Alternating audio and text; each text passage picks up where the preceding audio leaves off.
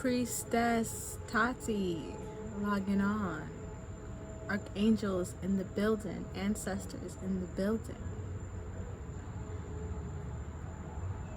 Story time? I guess. I think that's so funny, the idea of having a story time.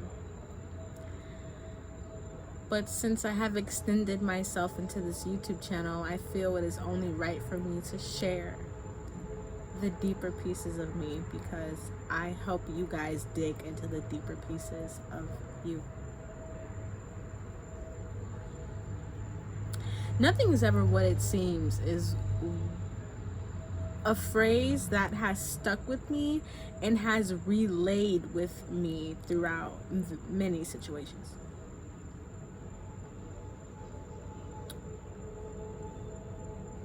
I'm 25 years old. My name is Tatiana.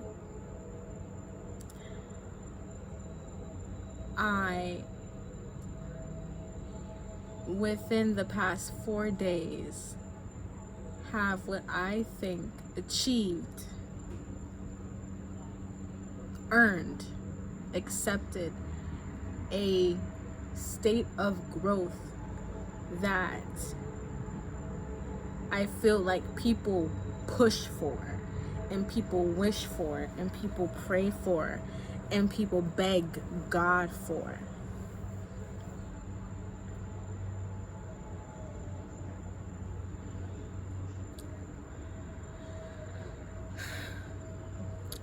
Patience is a virtue, okay? Around January, just turned 2020, I found myself on my own bedroom floor praying, crying my heart out, because I just didn't know what was next. Oh, airplane coming. That means I'm saying a message. But by me saying I didn't know what was next, that meant I wasn't trusting God. Yes, I seen the fires of hell, walked through them, made friends with them, shook their hands. Oh, jeez, the heck? Sorry, guys. Sorry. You know, I've met my demons and gave them nicknames. Looked into my darkness, made friends with her. What else? You know, I was at this spot in January, okay? Just turned 2020. I was in this spot of, what else? What else do I have to give? What else do I have to grow? I'm tired, I'm tired, I'm tired, I'm tired. You know? We've all been there, okay? What else has got to give? I'm gonna take a sip. I hope you get some Pinot Grigio, okay? Cause oh wait, I can't show the bottle. They ain't paying me. Yeah, but you know, I got my Pinot up in here, ready to shed some light, shed a little bit of my spirit with you guys, and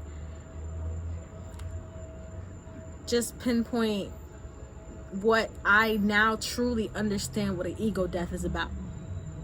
I understand it now, 100%. I get it.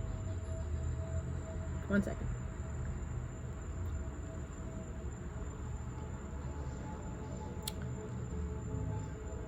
Okay. And throughout the time from January till now, okay, January 2020 to September 2020, I've had a lot of what else do you want from me moments from the universe.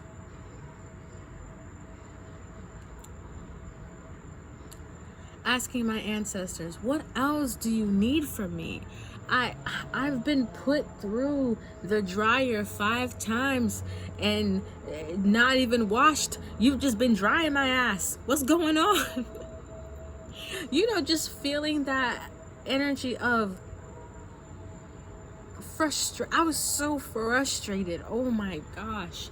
Yes, 100%. I was so frustrated. I was so taken into my own pain and grief that I didn't even realize that I was holding on to my pain and blocking myself, blocking the things around me for coming into fruition.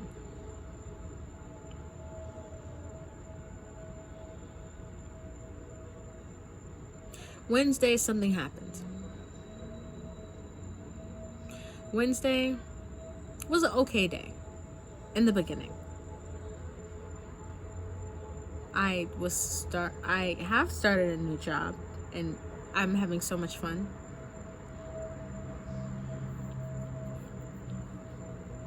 And I am reopening and I am now living with my brother.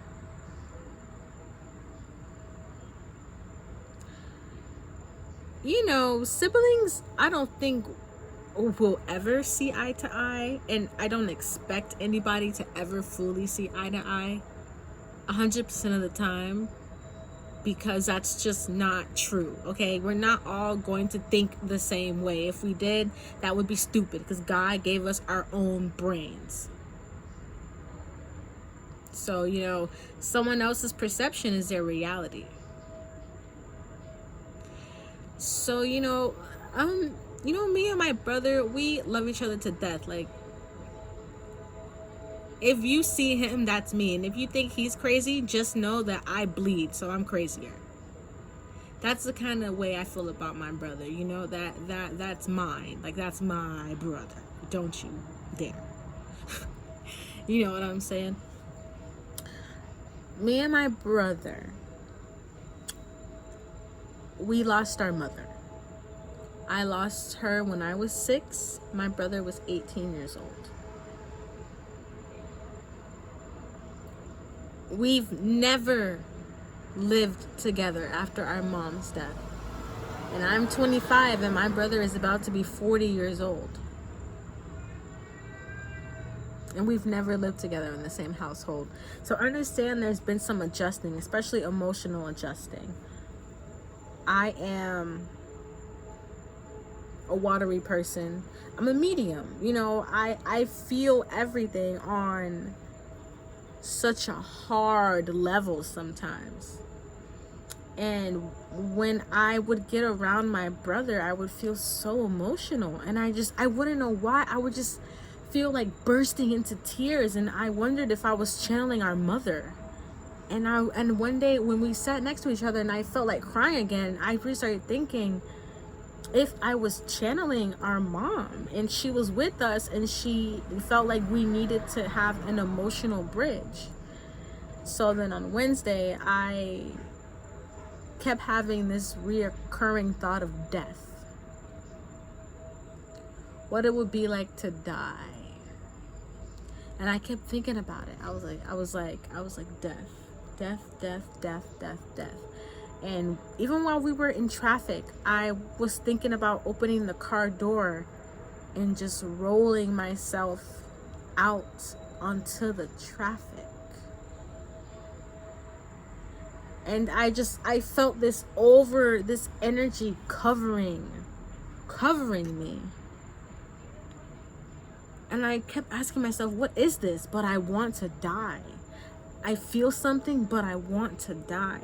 And it got even to the point of me saying it out loud to my brother who was driving the car. It was just me and him. And to the point of us getting into a full-blown argument, not because of what I said, because of the things he would say, right? Right? Okay, you ready for this? We need to realize, and this is what my ego that taught me. I haven't gotten to the point where I tell you guys about it, but this is what it taught me. We need to get to the point that whatever is outside of you has nothing to do with you. You know, as much as we like to say, oh, people have hurt me. Oh, yes. But it happened for you. A lot of us have been backed in the corners to see how strong we can push out the corner.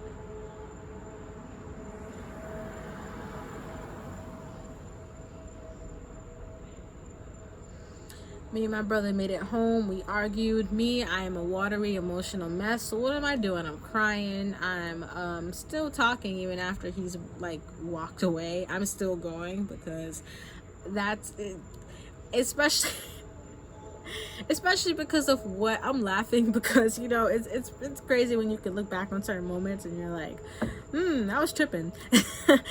You know, but it's because we were talking about things that were very sensitive to me, to my soul at that time.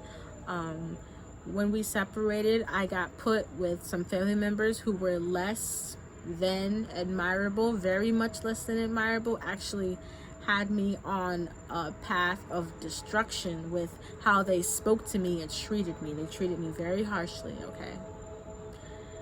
And dealing with that, plus on top of, you know, everything else that life just shits on you, because that's just how it happens. Life is obstacles so that we can learn how to work through them. That's what life is about, to me personally. It's about being presented with obstacles, learning how to work through them, gaining strength and knowledge, and moving forward.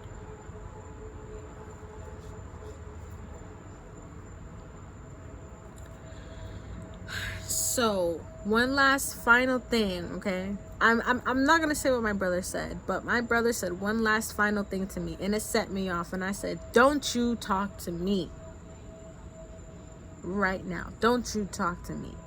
I can't even talk to you right now."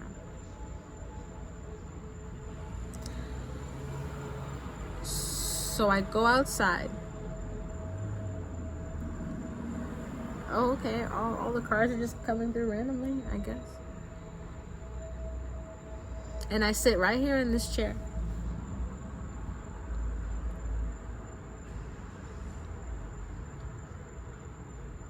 And I feel, you guys, the left side of my body start to melt into the ground.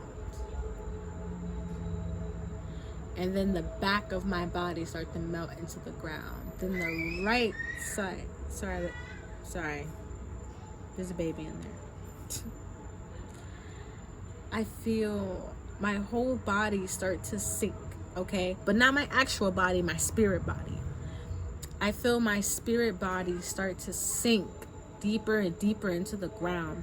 And I kept hearing, "I'm dying, you're dying, it's going, it's leaving, let it go, let it die, please let it die, just let it die."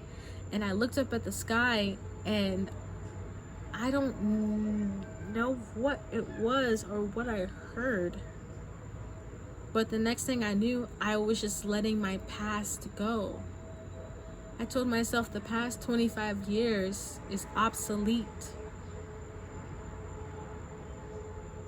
It doesn't matter. The things others did to me, and trust me, there's a lot, okay?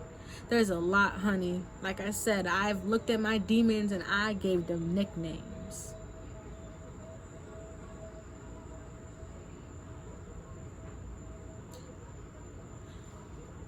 If you're familiar with archangels, when all this was happening, my ears were filled with archangel music. Sounded like Archangel Raphael. Beautiful, harmonious music of I can't even explain it. It just sounded like angels talking to me and telling me that this part of me needs to die for me to move forward. And we don't realize that we're hanging on to things in our ego that are actually our pain. But realize the reason why you have that ego is because of your pain. You put your ego up because your parents were like that. You put your ego up because your sister was like that, or your brother was like that, or your teacher or your friends were like that. You put your ego up for protection from the pain. And that's why egos are so hard to get rid of. That's why, you know, so many people are like, I've had an ego death. It's like, no, you have not had an ego death. If you are yelling at me, telling me you've had an ego death, you have not had an ego death. If you are raising your voice while telling me you've had an ego death, because that is not true. An ego death goes harder, goes deeper than that. An ego death is fully and truly internal. And until you really experience one, it is an extraordinary new perspective I have on myself and others, in my mind, the way I think. Let me tell you something. I've really dealt with a lot of overthinking, a lot of hanging on to things as a destructive, self-sabotaging pattern. And now I feel the freedom and the willpower to free myself and let go of my true, deep, dark ego, which was the ego that holds on to the pain, the things that have happened.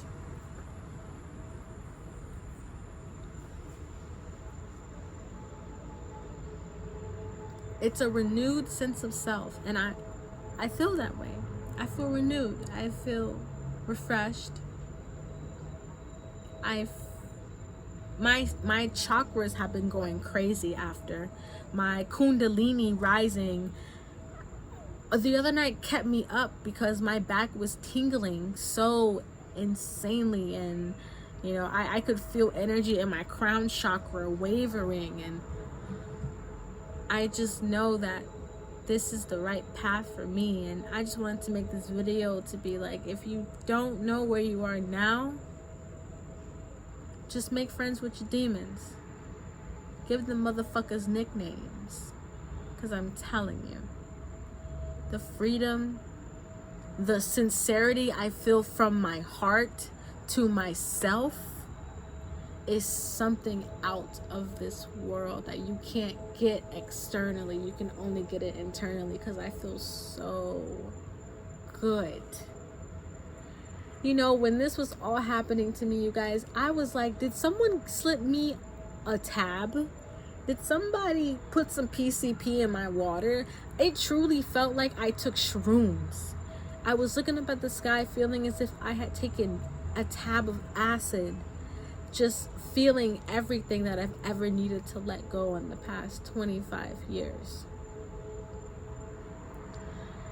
This ego death has changed my life forever, and I couldn't help but be more grateful and more full of myself.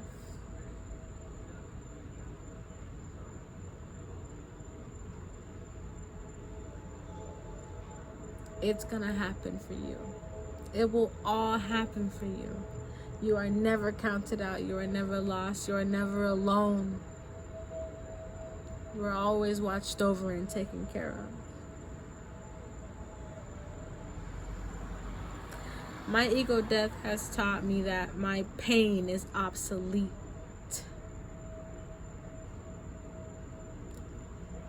What comes from the outside of me doesn't affect the inner part of me. And that's funny, because that sounds like some Confucius shit, right? But that's really how I feel. Invincible. I feel my back getting stronger, as if as if just things are coming together in a way I could never imagine. And I can only thank God for that. And once you realize that God has put himself inside of you, then you will truly flourish. Priestess Tati here. Archangels in the building. I'm out. Mwah.